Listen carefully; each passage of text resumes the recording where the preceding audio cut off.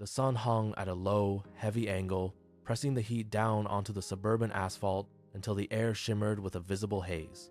Long, distorted shadows stretched out from the jacaranda trees, reaching across the street like dark, grasping fingers. It was that time of day when the world seemed to hold its breath. A distant Victa mower hummed somewhere blocks away, a low-frequency vibration that rattled the window panes and defined the silence. In a nearby yard, a metal hills hoist spun with a slow, rhythmic creak, its rusted joints singing a metallic melody against the breeze. The scent of hot meat pies and floor wax drifted from the open door of the corner milk bar, mingling with the dry, baked smell of bitumen. Every surface radiated stored warmth. The light turned everything, a deep, saturated gold, catching the dust motes that danced in the stagnant air. There was no movement on the street, no voices, only the steady, relentless passage of the afternoon. The neighborhood sat in a state of suspended animation, waiting for the day to finally break its stillness. Everything was still, everything was warm, and the silence was absolute. A figure emerged from the golden haze at the end of the block. Toby walked with a steady, measured pace that cut through the silence of the street. He reached up, fingers fumbling with the stiff, starched collar that pressed against his neck, pulling it away to let a sliver of air reach his skin. The canvas backpack sat heavy against his spine, the straps digging into his shoulders with the familiar, dull ache of a full day of lessons. He shifted his weight, trying to find a more comfortable balance, but the bag remained a constant, dragging pressure. With every step, his leather school shoes struck the bitumen with a rhythmic, hollow scuff that echoed against the quiet houses. He did not look up. His focus remained on the path ahead, his head tilted slightly down as he navigated the cracks in the pavement. He was a small, singular point of motion in the vast, still afternoon. He adjusted the straps again, pulling them tighter, and continued his slow trek toward home. The weight of the day was not just in the bag, but in the way he moved.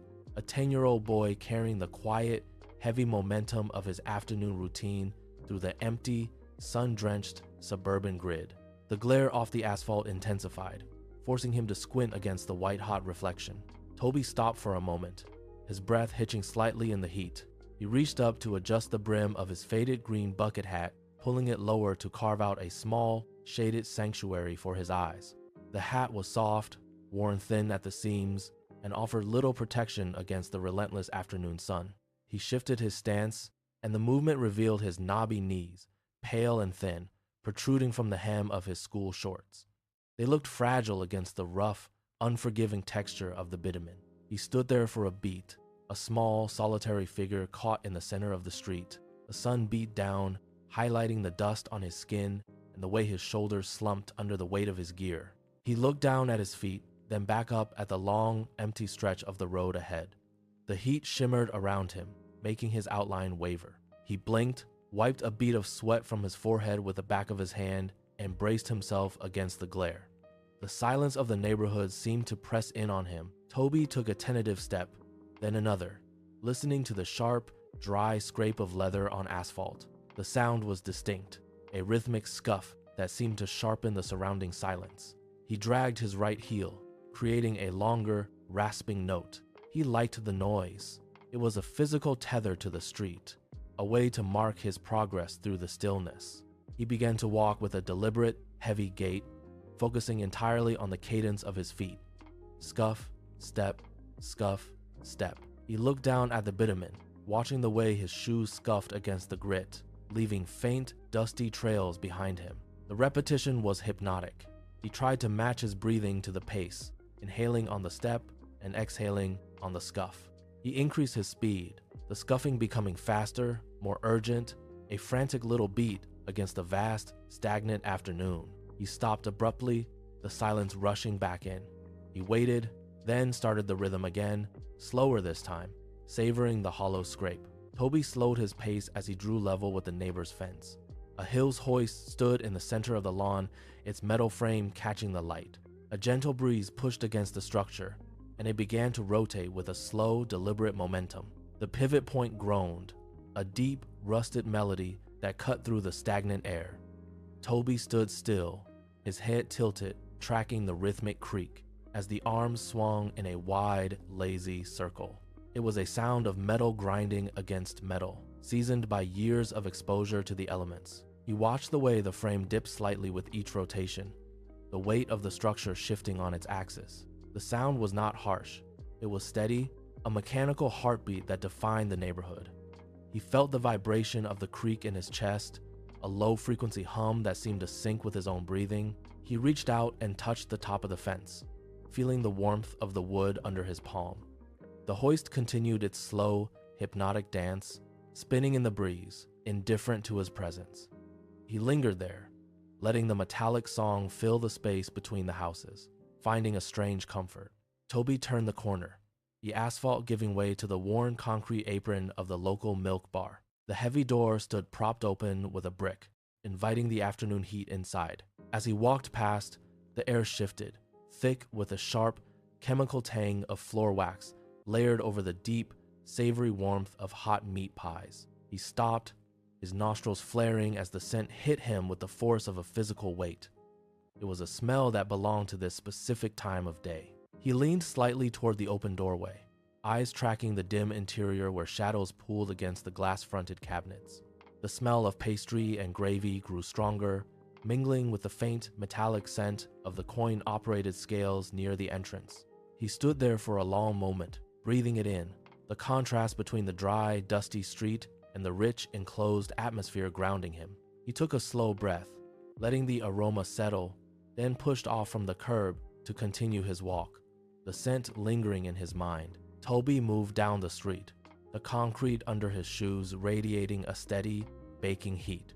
The air was still holding the silence of the afternoon in a tight grip. Then, a low-frequency vibration began to pulse through the soles of his feet. It was a rhythmic, mechanical thrum that seemed to vibrate the very marrow of his bones. He stopped, tilting his head to catch the direction of the sound. Somewhere blocks away, a Victa mower was cutting through thick, dry grass. The sound was not a sharp noise, but a deep, rolling hum that filled the gaps between the houses. It rose and fell in intensity, a steady, droning heartbeat that defined the essence of the day. Toby watched the heat haze shimmer above the road, the sound waves appearing to ripple through the air alongside the light.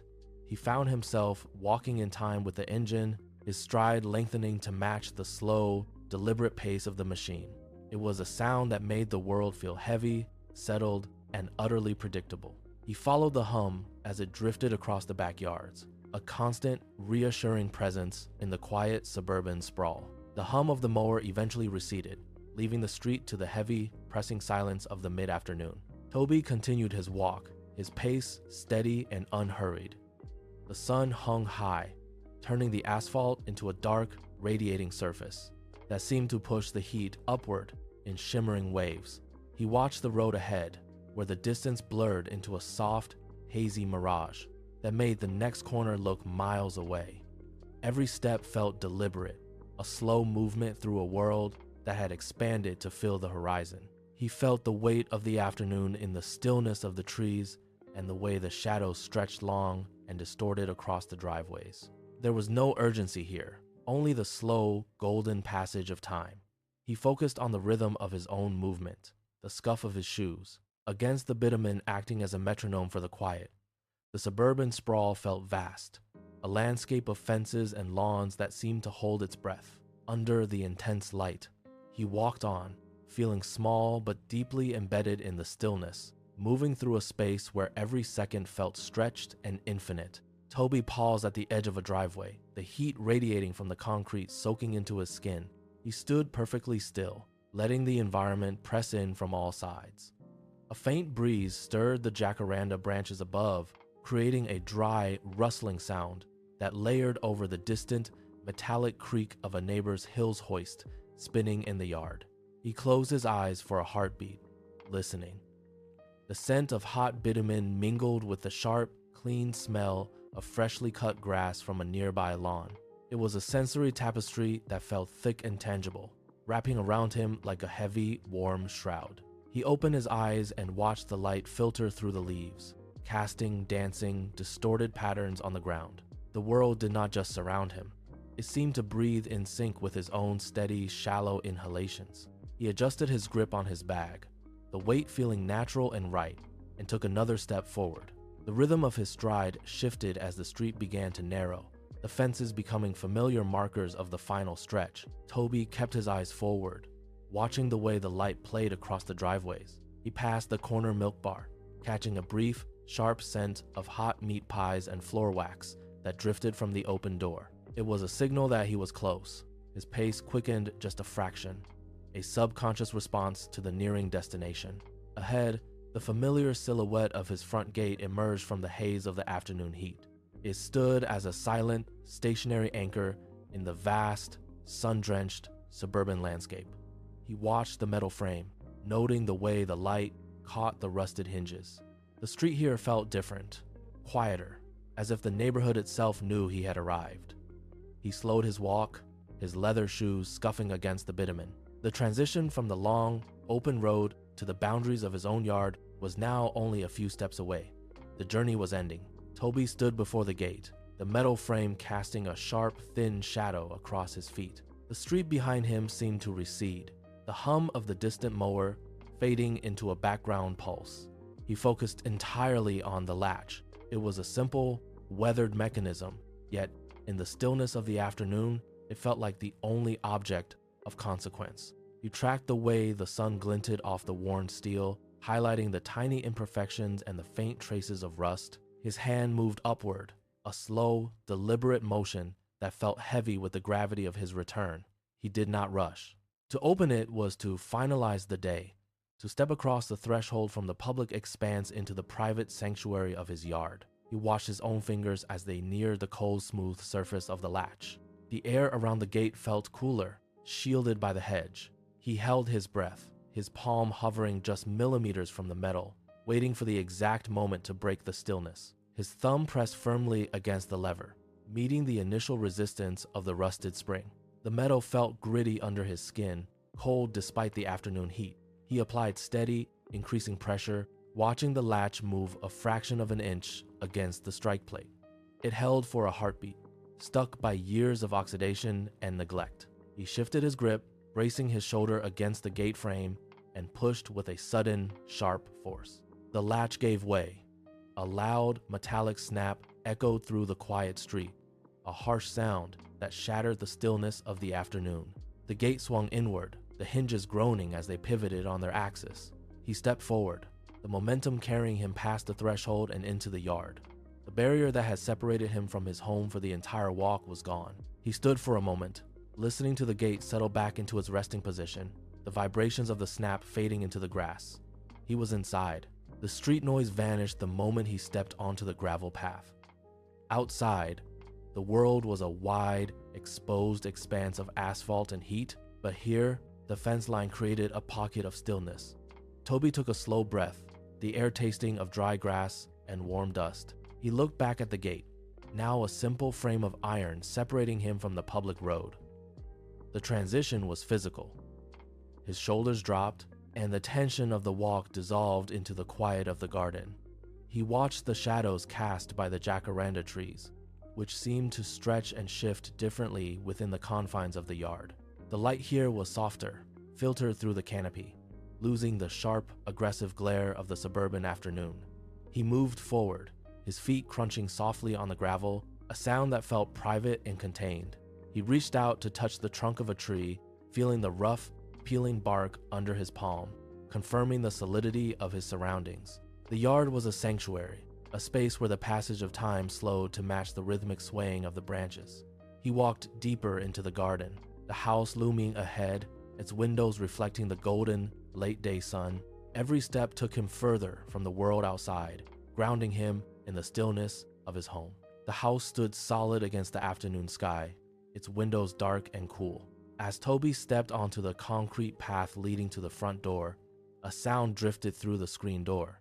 It was low, rhythmic, and unmistakable. The ABC News theme. The melody hummed in the air, a steady, pulsing drone that seemed to vibrate against the brickwork. Toby stopped. He tilted his head, listening to the familiar cadence of the broadcast. It was a sound that belonged to the transition between school and the quiet hours of the evening. The music rose and fell, muffled by the walls, yet it filled the space around him with a sense of order. He took another step, the sound growing clearer, the brassy notes of the theme cutting through the stillness of the yard. This was the anchor. The world outside was vast and unpredictable, but here, the news played at the same time, in the same way, every single day. He stood still for a moment, letting the rhythm of the television broadcast wash over him. He was no longer a traveler in the streets. He was home. The news theme looped, then dipped, and the voice of the presenter emerged from the living room. It was a measured, professional tone, speaking of distant cities and weather patterns that had no bearing on the quiet lawn. Toby leaned closer to the screen door, the mesh pattern pressing against his vision. The voice was steady, a constant frequency that filled the hallway.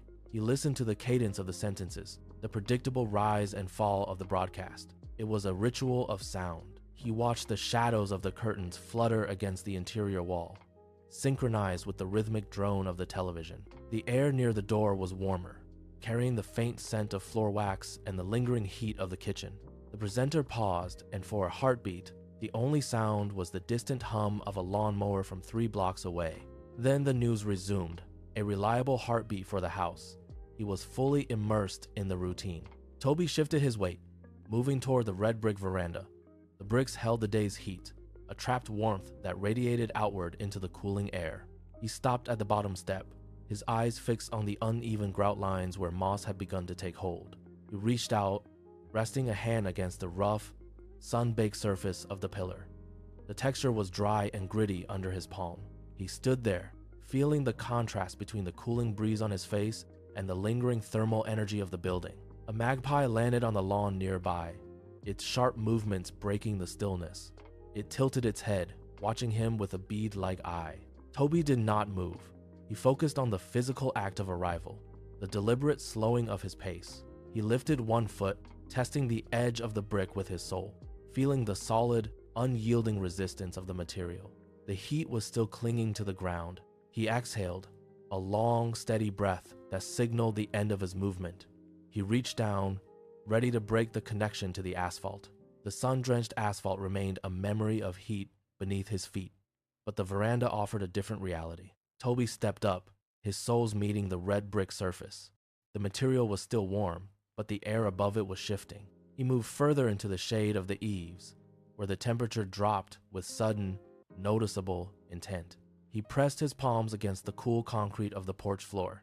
The sensation was immediate, a sharp withdrawal of the day's accumulated thermal energy. He sat down, the movement slow and deliberate. The house breathed behind him, a steady, cool draft flowing out from the hallway. He watched the light change as the sun dipped lower, the golden hue deepening into a soft amber glow. He leaned his back against the wall, feeling the steady, unyielding chill of the masonry. It was a physical anchor, a point of total stillness. He closed his eyes, letting the coolness settle into his muscles, effectively severing the last link to the sweltering pavement. Toby sat motionless on the red brick step. The house was quiet, save for the faint, rhythmic drone of the television echoing from deep within the hallway. He watched a magpie hop across the lawn, its movements sharp and precise against the drying grass. The bird paused, cocked its head, and fixed a black, bead-like eye on him. There was no sound from the street. The distant hum of a lawnmower had finally ceased, leaving a vacuum of silence that felt heavy and absolute. Toby felt the weight of the afternoon pressing down. He reached out, tracing the rough, uneven texture of the brickwork with his fingertips. The surface was cooling rapidly now, as the sun dipped. He held his breath, listening to the subtle creak of the metal hills hoist spinning in the dying breeze. Everything felt suspended. The world had narrowed down to this single golden patch of shade and the slow, steady passage of time. He did not move. He let the stillness soak into his skin, feeling the transition to the absolute calm of the evening. He remained anchored to the step. The stillness of the veranda held him in place, but the day still clung to his feet. Toby looked down at his leather shoes, the material stiff and worn from the long trek home. He reached down, his fingers finding the knotted laces. The movement was slow, deliberate. He pulled the loops, the friction of the string against his skin, a sharp, tactile sensation. He worked the first knot loose, then the second. He sat back, his spine resting against the cool masonry of the wall, and took a deep breath. He lifted his right foot, pressing his heel against the back of the left heel. With a sudden, forceful push, the shoe slid away, tumbling onto the red brick surface with a dull, hollow thud. He repeated the motion with his left foot. The second shoe followed, landing beside the first. The sound of the leather hitting the brick echoed briefly in the quiet yard. He wiggled his toes, feeling the sudden, expansive freedom of the air against his skin. He remained still, fully detached from the constraints of the world outside the gate. The concrete of the veranda held the memory of the morning shade, a stark, biting cold that cut through the lingering heat of the day. Toby pressed his soles down, arching his feet to maximize the contact. The sensation was immediate, a sharp, refreshing shock that traveled up his legs and settled into his chest. He shifted his weight, testing the texture of the surface, feeling the slight grit of the concrete against his skin. It was a grounding force. He pushed his heels harder into the slab, feeling the coolness seep into his tired muscles, replacing the ache of the asphalt with a steady, numbing calm. He curled his toes, gripping the rough edge of the step, and let his entire body lean into the relief. The heat of the afternoon seemed to drain out of him, pulled away by the thermal exchange beneath his feet. He closed his eyes, focusing entirely on the point of contact, the world narrowing down to the simple, physical reality of the cool, solid ground. Toby shifted his hips, sliding further back until his spine met the support of the house wall. He let his shoulders drop, the tension of the walk home dissolving into the solid structure behind him. He placed his hands flat on the rough brick, feeling the steady, unyielding surface beneath his palms.